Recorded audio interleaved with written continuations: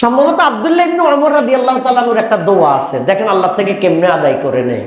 বলতেছে, আল্লাহুম্মা ইন্নাকা কুলতা উদউনি আস্তাজিব লাকুম। হে আল্লাহ, আপনি কোরআনের মধ্যে বলছেন যে তোমরা আমাকে ডাকো, তো আমি তোমাদের ডাকে সাড়া দিব। আপনি কোরআনের মধ্যে কথাটা বলছেন, আল্লাহরে বলতেছে।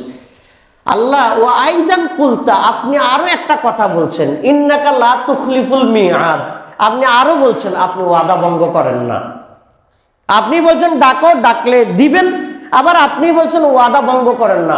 অতএব আমি চাইছি, এখন দেন। আল্লাহ রাসূল সাল্লাল্লাহু আলাইহি ওয়াসাল্লাম বলেছেন, দোয়াটা একটু পরে আমি বলতেছি, আগে অর্থটা বলে দিচ্ছি, মানে দোয়াটার ফজিলতটা বলে দিচ্ছি। রাসূল সাল্লাল্লাহু আলাইহি ওয়াসাল্লাম বলেছেন, কোনো ব্যক্তি যদি আল্লাহর কাছে এই দোয়াটা করে, তাহলে ওই ব্যক্তির ঋণ যদি পাহাড় পরিমাণও যদি থাকে, আল্লাহ তাআলা তাকে সেখান থেকেও উদ্ধারের ব্যবস্থা করেন। সুবহানাল্লাহ। এবং দোয়াটার অর্থ খুব চমৎকার। আল্লাহুম্মা কফিনি বিহালালিকা আন হারামিকা। আল্লাহ, আপনি আমাকে হারাম বাদ দিয়া হালাল দিয়ে আমাকে যথেষ্ট করে দেন। সুবহানাল্লাহ। অর্থাৎ হারামের দিকে আমারে নিয়েন না, হালাল দিয়ে আমারে কি করেন, যথেষ্ট করে দেন। পরের অংশটা হলো আল্লাহর কাছে চাওয়ার স্টাইলটা, ও আগনিনি বিফাদলিকা আম্মান সিওয়াক। আল্লাহ, সবার কাছে চাওয়া থেকে আপনি আমারে বাঁচায় রাখেন, তবে আপনার কাছে কিন্তু আমি চাইব। সুবহানাল্লাহ। قال الله تعالى في كلامه المجيد وقال ربكم ادعوني استجب لكم ان الذين يستكبرون عن عبادتي سيدخلون جهنم داخرين. وقال تعالى في آية أخرى وإذا سألك عبادي عني قريب أجيب دعوة الداعي إذا دعان. قال رسول الله صلى الله عليه وسلم من لم يسأل الله يغضب عليه أو كما قال عليه الصلاة والسلام.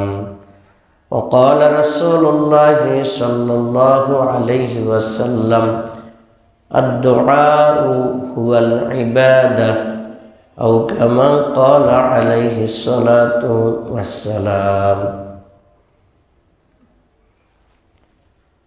সম্মানিত মুসল্লিবৃন্দ, ইমানদার মুসলমান ভাইরা,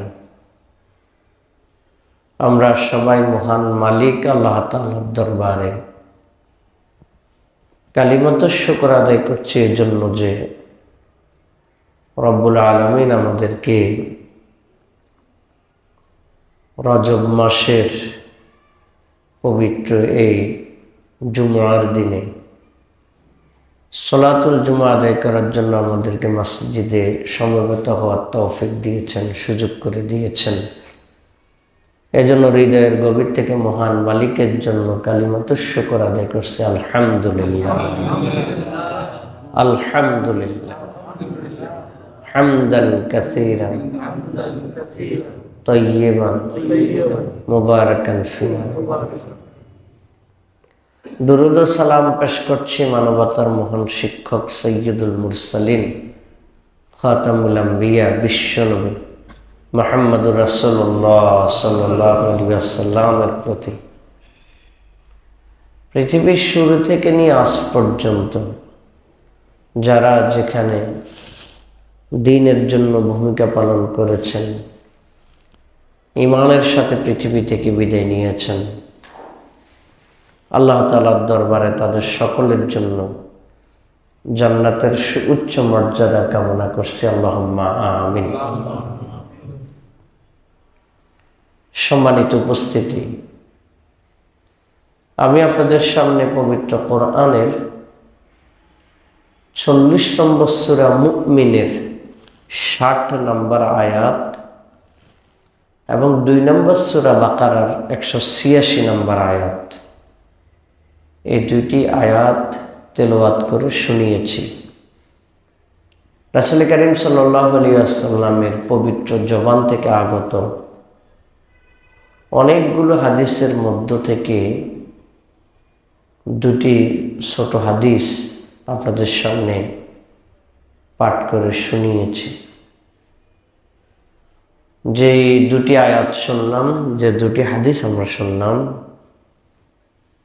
সে আয়াত এবং হাদিসগুলোকে কেন্দ্র করে আজকে আমরা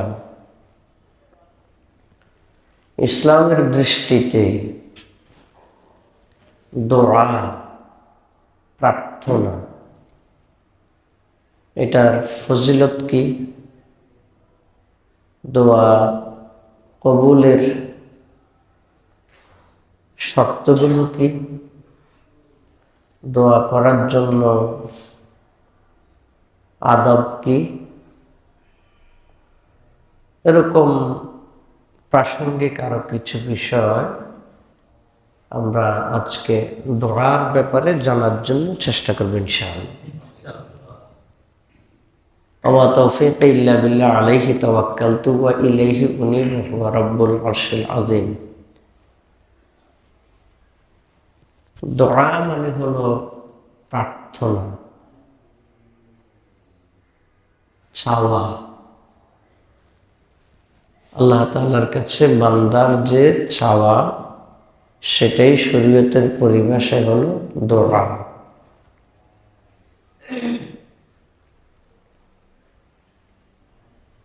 আল্লাহ তাআলা হলেন রাজাদিরাজ, মালিকুল আমলাক, সকল ক্ষমতার অধিকারী মালিক। আর তামাম পৃথিবীর সবকিছু হলো তার সৃষ্টি। সৃষ্টি এবং স্রষ্টার কোনো তুলনা চলে না। কিন্তু আল্লাহ তাআলা বান্দার জন্য তার কাছে চাওয়ার ব্যাপারে নির্দেশনা দিয়েছেন। রাসূল সাল্লাল্লাহু আলাইহি ওয়াসাল্লাম কিছু বিধান বর্ণনা করেছেন। দোয়ার ব্যাপারে যদি কোরআন এবং হাদিসের আলোকে আমরা প্রকৃত তাৎপর্য যদি আমরা উপলব্ধি করতে পারি, তাহলে এটা আমাদের জীবনকে অনেক বেশি করে শান্তিময় করবে। সুবহানাল্লাহ। জীবনের মধ্যে একটা স্থিরতা, প্রশান্তি, আধ্যাত্মিক একটা প্রশান্তি জীবনের মধ্যে পাওয়া যায় দোয়াকে যথাযথ উপলব্ধি করার মাধ্যমে। সুবহানাল্লাহ। প্রকৃত অর্থে মনের প্রশান্তিটাই হলো আসল প্রশান্তি। মনের প্রশান্তিটাই হলো আসল প্রশান্তি। অনেকে টাকা পয়সা, বাড়ি গাড়ি, অনেক সুযোগ সুবিধা আছে, কিন্তু তৃপ্তিতে ঘুম হয় না, একটা অস্থিরতা আছে না এরকম? আচ্ছা, তাকে যখন লোকজন তার কোটি টাকার প্রশংসা করে, তখন অনেক সময় এটাও তার কাছে বিতৃষ্ণা লাগে, মানে তার কাছে একটু বিরক্তিকর মনে হয় যে কোটি টাকা আছে কি হবে, কিন্তু শান্তি তো নাই। নেই শান্তি তো, এরকম বলে না? বলে। আবার অন্য আরেকজন মানে সহায় সম্বলের দিক থেকে হয়তো কম, কিন্তু তার মানসিকভাবে একটা দৃঢ়স্থিরতা আছে, একটা আধ্যাত্মিক একটা প্রশান্তি তার মধ্যে আছে। তাহলে বাহ্যিক সহায় সম্বল তার কম থাকলেও এই আধ্যাত্মিক প্রশান্তির কারণে সে তার জীবনটাকে ধন্য মনে করে। আসলে এরকম। আজকে আমরা যে দোয়া, প্রার্থনা, এটার ব্যাপারে জানবো। মূলত এটা হলো আল্লাহর সাথে আমাদের একটা আধ্যাত্মিকতার ব্যাপার। কিসের ব্যাপার? আধ্যাত্মিকতা। আমরা যখন ব্যাখ্যা বিশ্লেষণে যাব, দেখবেন আমাদের জন্য এখানে নিজেদের জীবনকে প্রশান্তিময় করার জন্য অনেক খোরাক এই দোয়ার মধ্যে আছে। আলহামদুলিল্লাহ। আল্লাহ রাব্বুল আলামিন পবিত্র কোরআনের 40 নম্বর সূরা মুমিনের 60 নম্বর আয়াত বলেন, যেটা আমি আপনাদের সামনে তেলাওয়াত করেছি। আল্লাহ তাআলা বলেন, ওয়াকালা রাব্বুকুম, আর তোমাদের রব এমনটা বলেছেন, উদউনি আস্তাজিব লাকুম, তোমরা আমাকে ডাকো, তোমরা আমার কাছে প্রার্থনা করো, আস্তাজিব লাকুম, তাহলে আমি তোমাদের ডাকে সাড়া দিব। সুবহানাল্লাহ।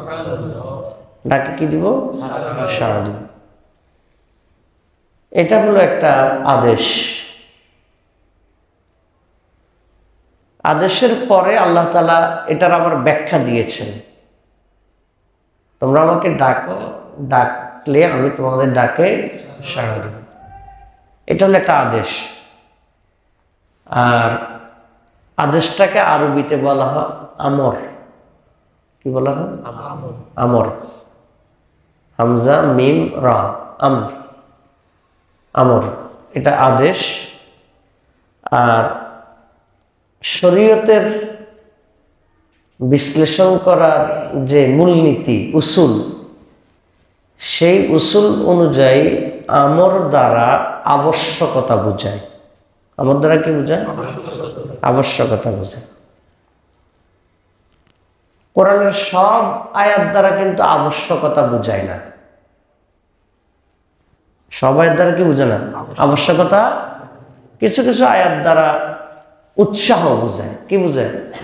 উৎসাহ বোঝায়, কিন্তু আবশ্যকতা বোঝায় না। কিন্তু যদি কোথাও আমর ব্যবহৃত হয়, আদেশ ব্যবহৃত হয়, তাহলে মূলনীতি অনুযায়ী এটা দ্বারা আবশ্যকতা বোঝায়। কি বোঝায়?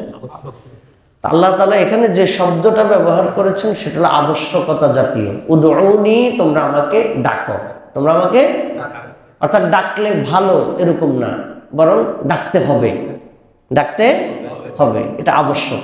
ডাকলে কি হবে? আস্তাজিব লাকুম, আমি তোমাদের ডাকে সাড়া দিব। সুবহানাল্লাহ। আল্লাহ তাআলা তো আদেশ দিয়েছেন, পরে আবার এটার ব্যাখ্যামূলক কথা বলেছেন। ইন্নাল্লাযীনা ইস্তাকবিরুনা আন ইবাদাতি, নিশ্চয় যারা আমার ইবাদত থেকে অহংকার করে, আমার ইবাদত থেকে অহংকার করে। এখানে ইবাদত দ্বারা বোঝানো হচ্ছে দোয়া। ইবাদত দ্বারা কি বোঝানো হচ্ছে? দোয়া।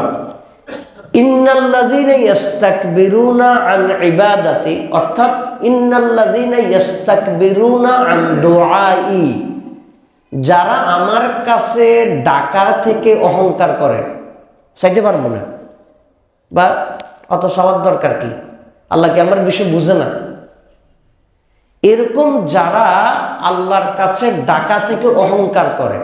ডাকা থেকে কি করে? অহংকার করে। মানে ডাকাটাকে সে মানে বলার দরকার কি, চাওয়ার দরকার কি, এরকম মনে করে। আল্লাহ তাআলা বলেন, সায়াদখুলুনা জাহান্নামা দাখিরিন, অচিরেই তারা লাঞ্ছিত অবস্থায় জাহান্নামে প্রবেশ করবে। নাউযুবিল্লাহ। কথা বুঝেছেন কিনা? ব্যাখ্যা দরকার নেই, শুধু অর্থটা বুঝেছেন কিনা? যে যারা দোয়া থেকে অহংকার করে, অচিরেই তারা লাঞ্ছিত অবস্থায় জাহান্নামে প্রবেশ করবে। তাহলে দোয়া করো তোমরা, আল্লাহ বলছেন আমি তোমাদের দোয়াতে সাড়া দিব। শুধু আল্লাহ তাআলা পজিটিভ এতটুকু বলেননি, বরং এটার সাথে সাথে নেগেটিভ বার্তা দিয়েছেন, যারা দোয়া করবে না তারা জাহান্নামে যাবে। নাউযুবিল্লাহ। তাহলে দোয়া করাটা কি এটা একটা মানে শুধু উৎসাহমূলক কাজ নাকি আবশ্যকীয় কাজ? আবশ্যকীয় কাজ।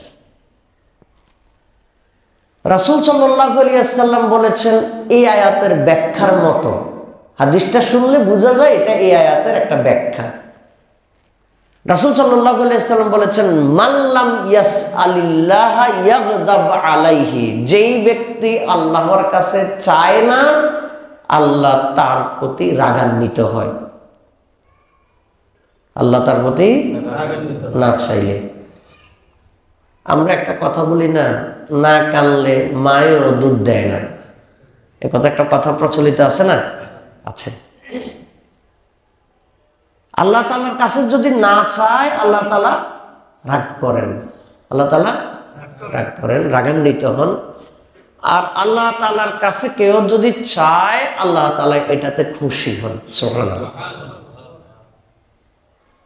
চাইলে আল্লাহ তাআলা কি হন? খুশি হন। তাহলে চাওয়াটা হলো আমাদের জীবনকে, এটা আমাদের জীবনের জন্য একটা শোভা, একটা আমাদের জীবনকে উজ্জ্বল করবে, আমাদের জীবনকে সৌন্দর্যমণ্ডিত করবে আমরা যদি আল্লাহর কাছে চাই। আর না চাওয়াটা হলো অহংকার, না চাওয়াটা হলো আল্লাহর রাগের কারণ, না চাওয়াটা হলো জাহান্নামে যাওয়ার কারণ। তাহলে চাইতে কি আমাদের কোনো কৃপণতা হবে না? চাইতে হবে, আল্লাহর কাছে চাইতে হবে, বেশি করে চাইতে হবে। দুনিয়ার মানুষের কাছে চাইলে বিরক্ত হয়, দুনিয়ার মানুষের কাছে চাইলে কি হয়? হয় না? বারবার চাইলে কি হয়? বিরক্ত হয়। আমরা অনেক সময় বলি শুধু ক্যাট ক্যাট ক্যাট ক্যাট করে, আমরা বলি এরকম, এই শুধু সারাদিন শুধু দেন দেন দেন দেন এরকম করে, বলি না? আমরা বলি তো, আমরা বলি কিনা? এটা বলি, এটা আপনিও বলেন আমিও বলি, এটা মানুষের একটা স্বভাব। কিন্তু আল্লাহ তাআলার কাছে যত বেশি বান্দা চায় আল্লাহ তাআলা তত বেশি খুশি হন। সুবহানাল্লাহ। সুতরাং আল্লাহর কাছে চাওয়ার ক্ষেত্রে কোনো কৃপণতা করাটা বুদ্ধিমানের কাজ না। কবি ফররুখ আহমদের সম্ভবত একটা কবিতার লাইন আছে, তোরা চাসনি কিছু কারো কাছে খোদার মদদ ছাড়া, তোরা পরের উপর ভরসা ছেয়ে নিজের পায়ে দাঁড়া। তোরা চাসনি কিছু কারো কাছে খোদার মদদ ছাড়া, তোরা পরের উপর ভরসা ছেড়ে নিজের পায়ে দাঁড়া। অর্থাৎ পৃথিবীর মানুষের কাছে চাওয়া বাদ দিয়ে দাও, তবে আল্লাহর কাছে কিন্তু চাইতে হবে। সুবহানাল্লাহ। আল্লাহর কাছে চাইতে হবে। একটা দোয়া এমন আছে, আমরা অনেকে দোয়াটা করি কিন্তু আমরা হয়তো অর্থ জানি না। আল্লাহ রাসূল সাল্লাল্লাহু আলাইহি ওয়াসাল্লাম বলেছেন, দোয়াটা একটু পরে আমি বলতেছি, আগে অর্থটা বলে দিচ্ছি, মানে দোয়াটার ফজিলতটা বলে দিচ্ছি। রাসূল সাল্লাল্লাহু আলাইহি ওয়াসাল্লাম বলেছেন, কোনো ব্যক্তি যদি আল্লাহর কাছে এই দোয়াটা করে তাহলে ওই ব্যক্তির ঋণ যদি পাহাড় পরিমাণও যদি থাকে আল্লাহ তাআলা তাকে সেখান থেকেও উদ্ধারের ব্যবস্থা করেন। সুবহানাল্লাহ। এবং দোয়াটার অর্থ খুব চমৎকার। আল্লাহুম্মা কফিনি বিহালালিকা আন হারামিকা। আল্লাহ, আপনি আমাকে হারাম বাদ দিয়া হালাল দিয়ে আমাকে যথেষ্ট করে দেন। সুবহানাল্লাহ। অর্থাৎ হারামের দিকে আমারে নিয়েন না, হালাল দিয়ে আমারে কি করেন? যথেষ্ট করে দেন। পরের অংশটা হলো আল্লাহর কাছে চাওয়ার স্টাইলটা, ও আগনিনি বিফাদলিকা আম্মান সিওয়াক। আল্লাহ, সবার কাছে চাওয়া থেকে আপনি আমারে বাঁচায় রাখেন, তবে আপনার কাছে কিন্তু আমি চাইব। সুবহানাল্লাহ। কারো কাছে যাতে আমার কি না লাগে চাওয়া, তবে আপনার কাছে চাইব। সুবহানাল্লাহ। তার মানে আল্লাহর কাছে চাওয়াটা এটা গৌরব, আল্লাহর কাছে চাওয়াটা এটা অত্যন্ত প্রশংসনীয় কাজ। সুবহানাল্লাহ। আমি কারো কাছে চাই না, আল্লাহর কাছেও চাইব না, বিষয়টা এরকম না, আল্লাহর কাছে চাইতে হবে। এটা কেন বললাম? কারো কারো মধ্যে এরকম মনোভাব আছে, কি বলে, আমার কি সমস্যা আল্লাহ কি জানে না, এরকম বলে না অনেকে। আল্লাহ তো জানেই, আল্লাহ জানে, ঠিকই আছে, জানে, কিন্তু আল্লাহ তাআলা চান আপনার আমার মুখ দিয়ে যাতে নিজেদের দুর্বলতা আল্লাহর কাছে যাতে প্রকাশ হয়। সুবহানাল্লাহ। 2 নম্বর সূরা বাকারার 186 নম্বর আয়াতে বলছেন, ওয়া ইযা সাআলাকা ইবাদি আন্নী ফাইন্নী করিব। নবী, লোকজন যখন, আমার বান্দারা যখন আমার ব্যাপারে আপনার কাছে জিজ্ঞেস করে, আমার ব্যাপারে আপনার কাছে যখন, ওয়া ইযা সাআলাকা ইবাদি আন্নী, আমার ব্যাপারে আমার বান্দা যখন আপনার কাছে জিজ্ঞেস করে, ফাইন্নী করিব, আপনি তাদেরকে জানিয়ে দেন আমি তাদের নিকটেই আছি। সুবহানাল্লাহ।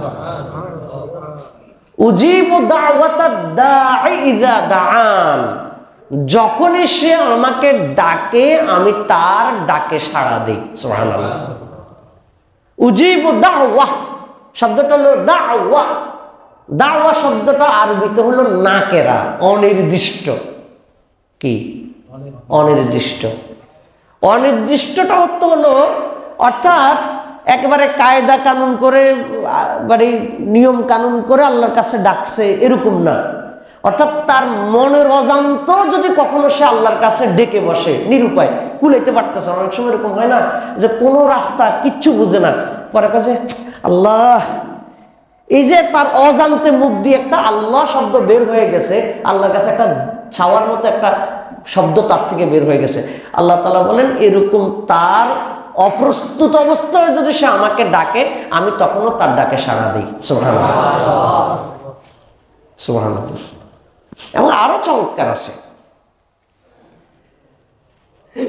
আপনি এই মুহূর্তে ঠিক যদি আপনি আপনার এলাকার চেয়ারম্যান সাহেবের কাছে যান, এই মুহূর্তে আপনি কি চেয়ারম্যান সাহেবের টাইম পাবেন? পাবেন? আপনি যদি বলেন যে ভাই আপনার কাছে আসছি, তো আপনাকে বলবো যে ঠিক আছে তুমি আসছো, তো আমাকে জানাই আসবে না? আমার তো টাইম শিডিউল আছে। আমার কি আছে? টাইম শিডিউল আছে। যত উপরের দিকে যাবেন তত শিডিউলটা আগে নিতে হয়। শিডিউলটা আগে নিতে হয়। চেয়ারম্যানের শিডিউল যত দ্রুত পাওয়া যাবে, এমপি সাহেবের শিডিউলকে অত দ্রুত পাওয়া যাবে, মন্ত্রীর শিডিউলকে এত দ্রুত পাওয়া যাবে। যার পজিশন যত উপরে তার থেকে শিডিউলটা তত আগে নিতে হয়, তত আগে নিতে হয়। আল্লাহ তাআলা বলেন যে না, আমার থেকে আগে শিডিউল নেওয়া লাগবে না, বরং তোমার যখন শিডিউল হয় তখন ডাকো, আমি তখনই সাড়া দিব। সুবহানাল্লাহ। অর্থাৎ আমার সময় অনুযায়ী আমার কাছে চাওয়া লাগবে না, তোমার যখন সময় হয় তখন ডাকো, আমি তখনই আসি। সুবহানাল্লাহ। তাহলে আল্লাহর কাছে চাওয়ার ব্যাপারটা হলো এরকম। এগুলোর ব্যাপারে শরীয়তের দোয়ার ব্যাপারে অনেক বিস্তারিত আলোচনা আছে। আমরা আগে বলছিলাম এটা একটা আধ্যাত্মিকতার ব্যাপার, মনের একটা প্রশান্তির ব্যাপার। তাহলে আল্লাহ তাআলার কাছে দোয়া চাইতে হবে, আল্লাহ তাআলার কাছে দোয়া চাইতে হবে। দোয়া চাওয়ার ক্ষেত্রে অহংকার করা যাবে না, কার্পণ্য করা। অহংকার করতেছি না, কিন্তু কার্পণ্য করতেছি, আর কত চাইতাম, চাইছি তো, এই কার্পণ্য করা যাবে না। আল্লাহ রাসূল সাল্লাল্লাহু আলাইহি ওয়াসাল্লাম বলছেন আল্লাহ তাআলা বান্দার দোয়া কবুল করতেই থাকেন, মা লাম ইস্তাআজাল বিহি, যতক্ষণ পর্যন্ত সে তাড়াহুড়া না করে। সুবহানাল্লাহ। যতক্ষণ পর্যন্ত কি না করে? তাড়াহুড়া না করে, ততক্ষণ পর্যন্ত আল্লাহ তার দোয়া কবুল করতেই থাকেন। তাড়াহুড়া মানে কি? তাড়াহুড়া মানে হলো আর কত চাইতাম, চাইছি তো, কই পাই না তো, এরকম বলতে বলতে একটা পর্যায়ে বলা ছেড়ে দেয়, একটা পর্যায়ে বলা ছেড়ে দেয়, একটা পর্যায়ে সাওয়া ছেড়ে দেয়। এই সাওয়া ছেড়ে যে দেয় সেই হলো তাড়াহুড়া করছে। আল্লাহ রাসূল সাল্লাল্লাহু আলাইহি ওয়াসাল্লাম বলেন এই তাড়াহুড়া করলে আল্লাহ কবুল করেন না, আল্লাহ কবুল করেন না। আপনারা মাঝে মধ্যে এরকম খবর পাবেন, আসে এ জাতীয় খবর, একজন ছেলে একজন মেয়ের বিয়ে শাদী হওয়ার কথাবার্তা ছিল, বা একজন আরেকজনকে পছন্দ করত, পরে দেখা যাচ্ছে যে এই মেয়ের বিয়ে হয়ে গেছে আরেক জায়গায়, এই শোকে ছেলে আর সারা জীবন বিয়ে করে না। এরকম ঘটনা ঘটে না? ঘটে কিনা? ঘটে। কেন? সে পৃথিবীর মাঝে এটা দেখাইতে চায় যে আমার ভালোবাসাটা এত নিখাত ছিল, আমি এটার মূল্য দিতেছি, কিন্তু সে মূল্য দেয় নাই। যদিও এটা মানে শরীয়তের আলোকে গ্রহণযোগ্য না, কিন্তু মানুষ এটা দেখায়, মানুষ এটা দেখায়। আমি এরকমও শুনেছি যে যারা বিভিন্ন ওই যে বন জঙ্গলের ভিতর দিয়ে ইউরোপ আমেরিকায় যায়, আছেন এরকম, তারা নাকি অনেক মানে মহা ঝুঁকি নিয়ে যায়। আমি এরকমও শুনলাম কোন একটা খাল পার হয়, তো খালের মধ্যে নাকি কুমির দেখা যায়। কি দেখা যায়? কত কুমির এক পাশে গেলে এরপরে হে নেমে কুমির আবার আসার আগে যাতে সে কি করতে পারে, পার হইতে পারে। মানে এরকম হয় মরে যাবে না হলে ইউরোপ যাবে। চিন্তা করেন, ইউরোপ গেলে কি জান্নাত পেয়ে যাবে? কিন্তু সে কি করতেছে? ঝুঁকি নিচ্ছে। কি নিচ্ছে? ঝুঁকি নিচ্ছে। সে বিশাল বড় একটা স্যাক্রিফাইসের মানসিকতা দেখাচ্ছে। তো দুনিয়ার একটু সুযোগ সুবিধার জন্য যদি এরকম অপেক্ষা করা, স্যাক্রিফাইস করা, কষ্টের একটা ঝুঁকি নেওয়া যায়, আল্লাহর কাছ থেকে কোনো কিছু পাওয়ার জন্য আল্লাহর উপরে কি ভরসা করে ধৈর্য ধারণ করা যায় না? এটা আল্লাহ রাসূল বলছেন, বান্দা যতক্ষণ পর্যন্ত তাড়াহুড়া না করে ততক্ষণ পর্যন্ত আল্লাহ তাআলা বান্দার দোয়া কবুল করেন। সুবহানাল্লাহ। সুতরাং তাড়াহুড়া করা যাবে না, অস্থির হওয়া যাবে না, চাইতেই হবে, চাইতেই হবে, চাইতে হবে। এবং আল্লাহ তাআলা বান্দার কোনো দোয়া নষ্ট করেন না। সুবহানাল্লাহ। কোনোটা না। যদি মিনিমাম শর্ত ফিল আপ হয়, আল্লাহ তাআলা বান্দার কোনো দোয়া কবুল মানে বিফলে দেন না। দোয়া কবুলের মানে উপায় কি, কিভাবে আমরা বুঝবো দোয়া যে কবুল হলো, একটু পরে হাদিসটা বলবো। তাহলে দোয়া চাইতে গিয়ে কি করা যাবে না? তাড়াহুড়া করা যাবে না, অস্থিরতা প্রকাশ করা যাবে না, চাইতেই হবে, চাইতেই হবে। আচ্ছা, দোয়া করার ক্ষেত্রে অস্থিরতা তাড়াহুড়া তো মানে করা যাবে না। দোয়া করার ক্ষেত্রে দোয়া কবুল হওয়ার যে পদ্ধতিটা রাসূল সাল্লাল্লাহু আলাইহি ওয়াসাল্লাম বলেছেন, তিনটা পদ্ধতিতে বোঝা যায় বান্দার দোয়া কবুল হতে পারে। কয়টা পদ্ধতি? তিনটা পদ্ধতি। খুব মজার এগুলো। তিনটা পদ্ধতির একটা হলো, আপনি আমি আল্লাহ তাআলার কাছে যা চাইছি সেটাই পেলাম। এটা হলো দোয়া কবুলের একটা সিস্টেম। মানে এটা একটা পদ্ধতি যে আল্লাহ তাআলা দোয়া কবুল করছেন। আমি আল্লাহর কাছে বলছি, আল্লাহ আমার একটা 50,000 টাকা দামের, 1 লাখ টাকা দামের একটা মোবাইলের ব্যবস্থা করে দাও, আল্লাহ একটা মোবাইলের ব্যবস্থা করে দাও। অনেক কান্নাকাটি করতে করতে দেখা যাচ্ছে যে আমার মামা আমার জন্য একটা গিফট পাঠাইছে। তো বোঝা যায় দোয়াটা বরাবর লাগছে, দোয়াটা বরাবর লাগছে। কথা বুঝতেছেন কিনা? তাহলে এটা দোয়া কবুলের একটা সিস্টেম। যা চাইলাম তাই পেলাম, যা চাইলাম, ওই যে মোবাইল একটা চাইছি মোবাইলে পেলাম। তাহলে বোঝা গেল একবারে নিজে মানে সরজমিনে বুঝলাম দোয়া কি হয়েছে, কবুল হয়েছে। এটা হলো দোয়া কবুলের একটা উপায়। এটা হাদিসে আছে, একটা মাধ্যম। মানে দোয়া কবুল হওয়ার একটা সিস্টেম হলো এটা, যেটা চাইছি এটাই পেলাম। এটা হলো 1 নাম্বার। 2 নাম্বার হলো, যেটা চাইছি হুবহু এটা পাইনি, কিন্তু আল্লাহ তাআলা ওই মানের সমান একটা বিপদ থেকে আমাকে বাঁচাই দিছে। সমান একটা বিপদ থেকে আমি আল্লাহর কাছে বলছি, আল্লাহ আমার 1 লাখ টাকার ব্যবস্থা করে দাও, 1 লাখ টাকার ব্যবস্থা করে দাও। অনেক কান্নাকাটি করতেছি, 1 লাখ টাকা পাই না। কয়দিন পরে এক জায়গা থেকে টাকা চুরি হইয়া 10 জনের 10 লাখ চুরি হয়ে গেছে। ওই জায়গায় আমার 1 লাখও ছিল। ঘটনাক্রমে এটা এমন এক সিপাই ছিল, এই 1 লাখ নিতে পারে নাই, এই 1 লাখ নিতে পারে নাই। আল্লাহর কাছে আমি 1 লাখ চাইছি, 1 লাখ পাই নাই। কিন্তু অন্য জনের সবাই যখন 10 লাখ চুরি হয়ে গেছে, আমার 1 লাখ কি হয় নাই? চুরি হয় নাই। তাহলে আমি হুবহু 1 লাখ না পাইলেও আল্লাহ তাআলা আমারে 1 লাখের বিপদ থেকে বাঁচাইয়া দিছে। এটাও একটা দোয়া কবুলের সিস্টেম। সুবহানাল্লাহ। কথা বুঝে আসছে? একটা হলো যেটা চাইলাম এটাই বরাবর পেলাম, এটা হলো 1। দ্বিতীয়টা হলো, যা চাইলাম তা বরাবর পেলাম না, কিন্তু আল্লাহ তাআলা এই পরিমাণ একটা বিপদ থেকে আমার কি করলেন? বাঁচাইয়া দিলেন। এটা হলো 2। 3 নাম্বারটা হলো বেশি ইন্টারেস্টিং, মজা। আমাদের ওস্তাদ বলছে এটা কোনো বাঙালিদের জন্য প্রযোজ্য। 3 নাম্বারটা হলো, আল্লাহ তাআলা বান্দারে কিয়ামতের দিন কিছু বিশেষ সওয়াব দিবে। সওয়াব দেওয়ার পরে বান্দা বলবে, আল্লাহ এই সওয়াবগুলো যে দিলেন, এরকম কোনো আমল করছি তা আমার মনে পড়ে না। আল্লাহ তাআলা বলবেন, তুমি যে আমার কাছে দোয়া করছিলে, সব দোয়া কি তুমি নগদে দুনিয়াতে পাইছো?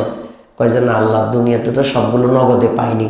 তা আল্লাহ বলবেন, যেগুলো দুনিয়াতে তুমি নগদে পাও নাই, এগুলো মূলত আমি তোমার জন্য আখিরাতে জমা করে রাখছিলাম। সুবহানাল্লাহ। বান্দা বলবে যে আল্লাহ, একটা দুনিয়াতে না দিতেন, সব রেখে দিতেন। বুঝলেন না? বুঝলেন? এটা বাঙালির জন্য ভালো মিলছে না? মানে দোয়া করতে ওটা আল্লাহ দেন না কেন, আল্লাহ দেন না কেন, আল্লাহ দেন না কেন? তা আল্লাহ না দিলে কি হয়েছে? আল্লাহ তো কিছু কি রাখছে, জমা রাখছে। এখন আল্লাহর কাছে চাইছে আল্লাহ একটা বিল্ডিং দেন, বিল্ডিং দেন, বিল্ডিং দেন। এখন আল্লাহ বিল্ডিং দিয়ে দিছে। বিল্ডিং না দিলে কিন্তু বিল্ডিং এর পরিমাণ সমান সওয়াব আল্লাহ আখিরাতের জন্য জমা রাখতো। এখন আখিরাতে গিয়ে যখন দেখছে যে আরেকজনে বিল্ডিং একটা সমান সওয়াব পাইছে, এ তো কিচ্ছু পাই না, হে তখন মনে মনে ভাবে আল্লাহ আমার দুনিয়াতে বিল্ডিংটা না দিয়ে অন্তত সওয়াবটা জমা রাখতেন। সুবহানাল্লাহ। তাহলে বান্দার দোয়া কখনো কি যায় না, বিফলে যায় না, যদি মিনিমাম কন্ডিশন ফিল আপ থাকে। মিনিমাম কন্ডিশনটা আসবে। তাহলে আমরা জানলাম দোয়া কবুলের কয়টা সিস্টেম? তিনটা। একটা হলো কি, যা চাইলাম তাই পেলাম। দ্বিতীয় হলো যেটা চাইলাম সেটা পেলাম না, কিন্তু সেটার সমপরিমাণ বিপদ থেকে বেঁচে গেলাম। 3 নম্বরটা হলো কি, যেটা নগদে পেলাম না এটা আখিরাতে জমা। সুবহানাল্লাহ। আল্লাহর কাছে দোয়া চাইতে গিয়ে যদি দিয়ে চাওয়া যাবে না। কি দিয়ে চাওয়া যাবে না? যদি দিয়ে। যদি মানে আল্লাহ তুমি যদি চাও তুমি দাও, এটা আবার কোনটা? মানে যদি চাও দাও মানে কি? আল্লাহ দিতে হবে, তুমি দিবে, দিবে না মানে দিবে না কি কারণে? আল্লাহর কাছে বলতে হবে আল্লাহ এটা আপনি আমাকে দিবেন। আমি যদি বলছি আল্লাহ তুমি যদি চাও দাও, তো তার মানে হলো আল্লাহ চাইলে না দিলেও চলে। এই জন্য আল্লাহ বলছেন আল্লাহর কাছে যদি দিয়ে চাওয়া যাবে না। আল্লাহর কাছে বলতে আল্লাহ এটা আমারে দাও। হ্যাঁ, যদি একটাতে বলা যাবে যে আল্লাহ আমি যেটা চাইতেছি এটার মধ্যে যদি আমার কল্যাণ থাকে, এটার মধ্যে যদি আমার কি থাকে, কল্যাণ থাকে। আমি জানি না আমার কল্যাণ আছে কিনা, আল্লাহ এটার মধ্যে যদি আমার কল্যাণ থাকে আমারে কি দাও, কল্যাণ দাও। আর এটার মধ্যে যদি আমার অকল্যাণ থাকে তাহলে এটা আমারে দিও না। কারণ আমি যেটার মধ্যে কল্যাণ চাইতেছি এটার মধ্যে অকল্যাণও থাকতে পারে। এজন্য আল্লাহর কাছে শুধুমাত্র কল্যাণ অকল্যাণের এটাতে শর্ত দেয়া যাবে, এমনি স্বাভাবিকভাবে অন্য কিছুতে যদি বলা যাবে না, বরং আল্লাহর কাছ থেকে আদায় করে নিতে হবে। আল্লাহ আমি আর কারো কাছে চাই নাই, তোমার কাছে চাইছি, আমার চাওয়ার কোনো জায়গা নাই, তোমার কাছে চাইছি, তুমি দিবে না, কে দিবে? তুমি তো দিবে। সুবহানাল্লাহ। অর্থাৎ আল্লাহর কাছ থেকে আদায় করে নিতে হবে। কি করে নিতে হবে? আমরা আগে বলছি এটা একটা আধ্যাত্মিক সম্পর্ক। কি সম্পর্ক?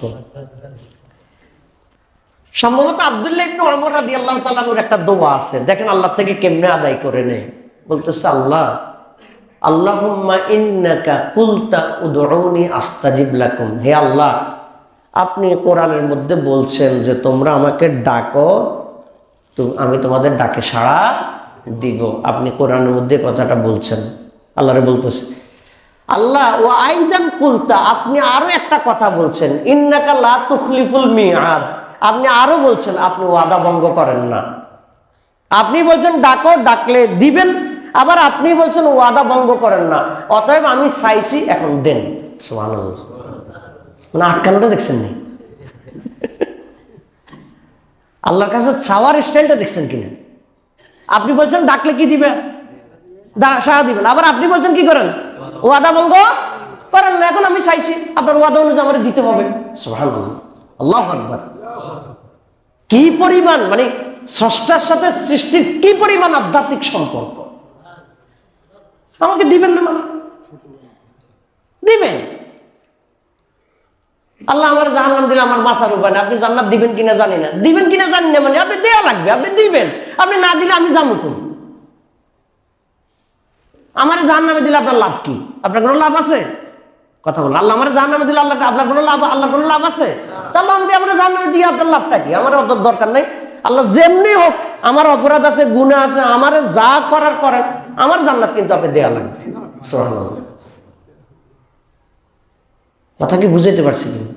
দোয়াটা হবে আল্লাহর সাথে এইভাবে, দোয়াটা হবে আল্লাহর কাছে, অর্থাৎ এটা হলো মানে মনের আবেগ সহকারে এবং আল্লাহর কাছে আবদার সহকারে। কি সহকারে? আবদার সহকারে। দোয়া কবুলের শর্ত আছে। শর্তটা হলো আত্মীয়তার সম্পর্ক ছিন্নকারীর দোয়া কবুল হয় না। আত্মীয়তার সম্পর্ক ছিন্নকারীর দোয়া কবুল হয় না। আর হলো অবৈধ কাজের দোয়া কবুল হয় না। আপনি চুরি করতে গেছেন আর মনে মনে বলছেন আল্লাহ যেমনি হোক বাঁচাই দাও, যেমনি হোক বাঁচাই দাও, বাঁচাই দিবে, ঠিক আছে, আল্লাহ বাঁচাই দিতে পারে, কিন্তু এই জাতীয় দোয়া আল্লাহ তাআলা আপনার জন্য কবুল করেন না। যেটা আপনার জন্য করছেন এটা আপনার মূলত ডিল দিচ্ছে। আপনার কি দিচ্ছে? ডিল দিচ্ছে। ডিল হলো গুনাহ আরো বেশি করতে করতে যাতে আপনার উপরে শেষাটা যাতে আরো বেশি আসতে পারে, নতুবা আপনি যাতে একটা সুযোগ পাই অন্তত তাওবা করেন। অন্তত কি করেন? তাওবা করেন। কিন্তু এই ছাড়া যদি কেউ হালালভাবে, যদি হালাল রিজিক, হালাল খাদ্যের মাধ্যমে যদি আল্লাহর কাছে যদি দোয়া করে, আল্লাহ তাআলা বান্দার দোয়া কবুল করেন। সুবহানাল্লাহ। আল্লাহ রাসূল সাল্লাল্লাহু আলাইহি ওয়াসাল্লাম বলছেন মুসাফিরের দোয়া কবুল হয়। কার দোয়া কবুল হয়? মুসাফিরের দোয়া কবুল হয়। তো একজন মুসাফির আশআতা ওয়া আগবারা, কাপড় চোপড় পুরা ধুলামলিন হয়ে গেছে, চুলগুলো সফর করতে করতে পুরা উস্কো খুস্কো হয়ে গেছে, অবস্থা কাহিল, তো মুসাফিরের দোয়া কবুল হয়। সে দোয়া করতেছে, আল্লাহ আয় রব্বি, আয় রব্বি, আমারে দেন, আমারে দেন, আমারে দেন। আল্লাহ রাসূল সাল্লাল্লাহু আলাইহি ওয়াসাল্লাম বলেন মালবাসু হারাম, সে যে কাপড় গায়ে দিয়েছে কাপড়টা হারাম টাকা।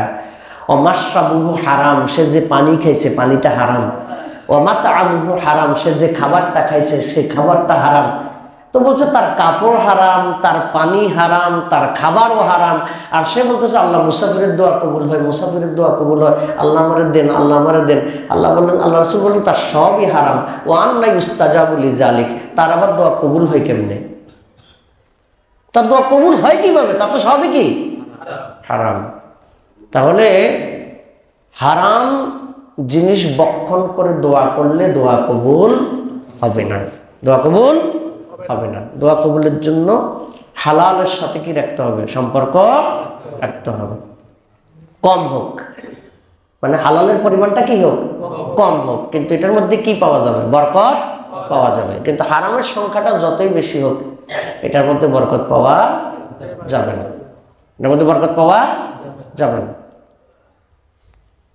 দোয়া করতে হবে। আল্লাহ রাসূল সাল্লাল্লাহু আলাইহি ওয়াসাল্লাম বলছেন, কোন ব্যক্তি যদি অন্যের জন্য দোয়া করে, কার জন্য দোয়া করে? অন্যের জন্য দোয়া করে, তাহলে ফেরেশতারা ওই ব্যক্তির জন্য দোয়া করে। সুবহানাল্লাহ। সুতরাং নিজে কিছু পেতে হলে অন্যের জন্য মন খুলে দোয়া করতে হবে। অন্যের জন্য মন খুলে দোয়া করতে যার ইয়া হবে, মনে খসখস করবে, সে নিজেও কল্যাণ পেতে পারে না। তা আমরা তো ধরেন আমাদের মানে আমরা যারা হুজুর মানুষ, আলেম ওলামা হিসেবে আমাদেরকে মানুষ জানে চিনে, তো আমাদেরকে তো দেখা হইলে লোকজন বলে হুজুর দোয়া করেন কিনা, বলেন একটা কথা, বলে কিনা? আবার কেউ কেউ ইয়া করেও বলে, একটু ধরেন মজা টজা করবো, হুজুর বদদোয়া দেননি কেন? আমরা বলি যে আপনারা বদদোয়া দিলে তো আমার নিজের লস, আপনারা বদদোয়া দিলে আমার নিজের লস, কারণ আপনারা বদদোয়া দিব মানে আমার উপরে উল্টা বদদোয়া আসবে, লাভ কি? বরং আপনার জন্য দোয়া করলে আমার লাভ, আপনার জন্য দোয়া করলে আমার লাভ। আমি যখন আপনাকে আপনার জন্য দোয়া করবো, আল্লাহ আমার ওই বাইরে ক্ষমা করে দাও, আল্লাহ আমার ওই বাইরে ক্ষমা করে দাও, তাহলে ফেরেশতারা স্বয়ং আমার জন্য দোয়া করবে, আল্লাহ তুমি তারেও ক্ষমা করে দাও। সুবহানাল্লাহ। আমি যখন দোয়া করবো আল্লাহ অমুক বাইরে রিজিকের প্রশস্ততা দিয়ে দাও, অমুক বাইরে সম্মান বাড়িয়ে দাও, তাহলে আল্লাহর ফেরেশতারা আমার জন্য দোয়া করবে। সুবহানাল্লাহ। তাহলে আপনার জন্য দোয়া করলে তো আমার লাভ, আপনার জন্য দোয়া করলে আমার লাভ। কথা কি বুঝে আসছে কিনা? তাহলে আমরা অন্যের জন্য কি করব? মন খুলে দোয়া করব। এবার বলেন তো দেখি, আমাদেরকে অন্যের জন্য মন খুলে দোয়া করা হয়? হয় না। এই দোয়ার ক্ষেত্রে আমরা কি করি? মানে কিপটামি করি। হ্যাঁ হ্যাঁ, আমার সাথে বেশি, আমার বিল্ডিং হলো 2 তলা, আমি তার 5 তলা বিল্ডিং এর দোয়া করবো। এটা কেমনে হয়? আমার মাসে ইনকাম হলো 20,000 টাকা, আমি আরেকজনের মাসে 1 লাখের জন্য দোয়া করব, এটা কেমনে হয়? এই কিপটামি আছে নাকি নাই? আপনার মাসে ইনকাম 20,000 হোক, সমস্যা কি? আপনি আরেকজনের জন্য 1 লাখের জন্য করেন, দেখবেন যে আল্লাহ আপনার 1.5 লাখের ব্যবস্থা করে দিবে। সুবহানাল্লাহ। আল্লাহর হাতে ক্ষমতা আছে তো নাকি? সুতরাং দোয়া করতে হবে কার জন্য? মানে অন্যের কল্যাণের জন্য দোয়া করলে দোয়াটা নিজের উপকারে লাগে। সুবহানাল্লাহ। তাহলে কি আমরা অন্যের কল্যাণে দোয়া করতে পারবো তো? ইনশাআল্লাহ। বিশেষভাবে দোয়া কবুল হয়, এটা আপনারা জানেন, মা বাবার দোয়া কবুল হয়। বিশেষভাবে মা বাবার দোয়া কবুল হয়, মুসাফিরের দোয়া কবুল হয়, মাজলুমের দোয়া কবুল হয়।